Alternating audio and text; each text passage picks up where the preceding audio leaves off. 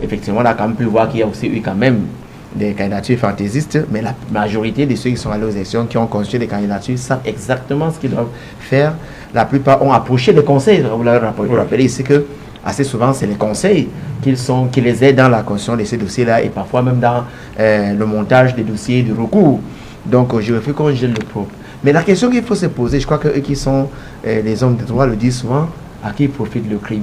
C'est-à-dire que pourquoi Elekam a-t-il choisi ici de dicter, présenter les motifs et cacher et réserver les motivations? Donc on parlait, le débat peut se faire également à ce niveau-là. C'est-à-dire qu'il y a une volonté manifeste d'empêcher ceux qui vont faire le recours à bien les constituer, qu'on construise des arguments convaincants qui pourraient les permettre d'avoir gain de cause au Conseil constitutionnel. Donc il y a quelque chose derrière, vous comprenez très bien. Donc ça peut pas dit que le Conseil s'appuie également point de départ, des arguments et vont avancer par le Conseil électoral. Conseil électoral de l'Élecam. Maintenant, allons-y voir. À l'Élecam, nous avons quand même des intelligences, les personnes suffisamment outillées pour pouvoir apprécier un dossier. Quand vous avez un dossier, on vous dit la première pièce, comme on a dit, c'est peut-être un certificat d'inscription à l'Élecam. C'est très facile de savoir si vous êtes inscrit sur une liste électorale, si vous êtes inscrit ou pas. Maintenant, donc, l'Élecam a les outils, les moyens intellectuels humains pour faire ce job. Pourquoi est-ce qu'il n'arrive pas à le faire? On parle d'investiture, ok, on y arrive. Quand on parle d'investiture, qui est habilité à investir un candidat? Les partis politiques fonctionnent sur la base des lois, les lois de la République. Pour constituer un parti politique, pour en déterminer les statuts, le règlement intérieur, on le fait en conformité avec les lois de la République. Et ensuite, vous avez un nombre de personnes qui se mettent ensemble, qui acceptent de respecter un ensemble de directives qui se sont eux-mêmes données, et ensuite présentent dans le document final ce qui a été fait au niveau du MINAT. Je vous dis, avant que le MINAT ne prenne acte, le MINAT veille que toute la constitution de ce parti politique, c'est-à-dire les statuts réglementaires, respectent effectivement la loi irrelative. La loi est relative. Et après cela, le Conseil constitutionnel vous donne donc un certificat, c'est-à-dire que reconnaît plus ou moins le parti politique. Et dans le fonctionnement des partis politiques, les partis politiques organisent régulièrement des congrès, généralement, peut-être il y en a qui organisent d'autres rassemblements qui ne sont pas forcément appelés congrès, des congrès. Et au terme de ces congrès, ou pendant ces congrès, assez souvent, les statuts peuvent être modifiés. Le bureau, la direction de ces partis peut également être modifiée. Mais au sortir des congrès, au regard de la loi, le parti politique a l'obligation de déposer donc la nouvelle documentation, modifiée ou par la nouvelle direction, encore au MINAT qui en prend acte, généralement, qui en prend acte. Quand il y a donc des problèmes dans les partis politiques, assez souvent, s'il y a un des membres qui s'estime lésé, le membre lésé peut donc saisir maintenant la justice. On peut parler de tribunal, tout le reste. Donc, quels sont les documents qui permettent donc de savoir qui investit dans un parti politique? Ce sont donc les documents de ces partis politiques-là, avec les personnes habilitées à investir, à poser des actes pour le parti politique. Donc, parce que on donne l'impression qu'il faut forcément passer par le tribunal. Je dis non. C'est-à-dire qu'une fois que vous êtes sorti d'un congrès, que pendant ce congrès, vous avez par exemple modifié vos statuts et textes, et que vous avez élu un organe qui dirige le parti désormais, c'est sur la base de cette documentation-là que vous avez déposée au MINAT qu'on saura qui est habilité désormais à investir un candidat. Dans d'autres cas, partout où il y a des problèmes, donc, ceux qui se sentent lésés saisissent dans la justice.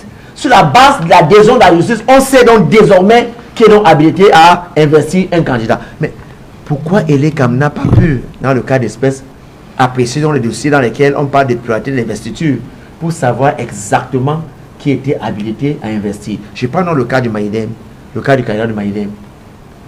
Le 2 juin 2018, le Maïdem organise un congrès à Douala. Au cours de ce congrès, les statuts sont modifiés et un nouveau bureau est mis en place. Au lendemain du congrès, toute la documentation relative sortie du congrès est donc déposée au MINAT qui en prend acte, parce qu'il y a des documents qui prennent acte. Et en 2020, la direction du Maïdem en place investit des candidats aux élections législatives municipales. Nous avions une liste à Douala premier municipal, également aux législatives à Douala premier, une liste à Dibombari. investi par M. Ekane Anissé, président du parti. Le président du parti est régulièrement convoqué, invité à toutes les réunions par Elekam, par l'AT ou partout où besoin de se faire sentir. Mais on ne comprend pas. C'est-à-dire, et maintenant en 2025, vous investissez votre candidat et là, vous apprenez qu'il y a quelqu'un d'autre qui a présenté une candidature sous la bannière du même parti. On vous parle de pluralité d'investiture. Vous voulez donc me dire qu'ici, il a été investi par qui? On ne sait pas, on sait par qui il a été investi. Et vous apprenez, on vous parle... C'est auto-investi? Non. Je ne sais pas, sûrement. Nous n'avons pas cette information-là. Et vous apprenez qu'il y a donc pluralité d'investiture. Est-ce M. Ekane qui a donc investi les deux candidats, puisqu'il est seul habilité à investir? Si ce n'est pas le cas, on ne parlerait donc pas de pluralité d'investiture. On ne prendrait en considération que le candidat investi par celui qui en est habilité. Donc il y a donc un jeu trouble qui s'est fait au niveau de l'ECAM, et allons savoir bien pourquoi. Auquel cas, quand vous refilez la patate sur le Conseil constitutionnel, et quand on apprend qu'assez souvent, le Conseil constitutionnel parle des éléments de l'ECAM, vous comprenez, il y a donc un jeu trouble. C'est-à-dire que l'ECAM refuse de faire. Ou encore, comme on a si bien dit, qu'est-ce qui peut donc justifier que l'ECAM ne soit pas en mesure d'apprécier, de savoir qui est habilité à investir dans le cas du NDPC? Parce que si tous les dossiers sur lesquels qui avaient concerné par la période d'investiture avaient été écartés, ok, on comprendrait qu'en fait, l'ECAM s'est peut-être dit incompétent pour régler, pour traiter de cette affaire et a choisi de filer le morceau. Non, j'y arrive. Quand on parle de période d'investiture, c'est-à-dire que pour un parti comme... ce n'était pas seulement le Maïdé qui est concerné, vous avez également, vous avez l'UPC, vous avez Univers. Oui. Mais comment est-ce que dans le cas de l'Univers, on pu savoir qui était habilité à investir et pas dans le cas du Malidem? Comment on a donc pu faire savoir, dans le cas du RDPC qui était habilité à investir et pas dans le cas du Malidem? Je crois qu'il y a une volonté manifeste. Ça, nous disons que l'ECAM, aux yeux du monde, a montré qu'il était une institution aux ordres du gouvernement RDPC. Ok. Voilà. Est-ce que, Maître Ledio, vous permettez, Maître Ledio, lorsque dans l'article 3 de ce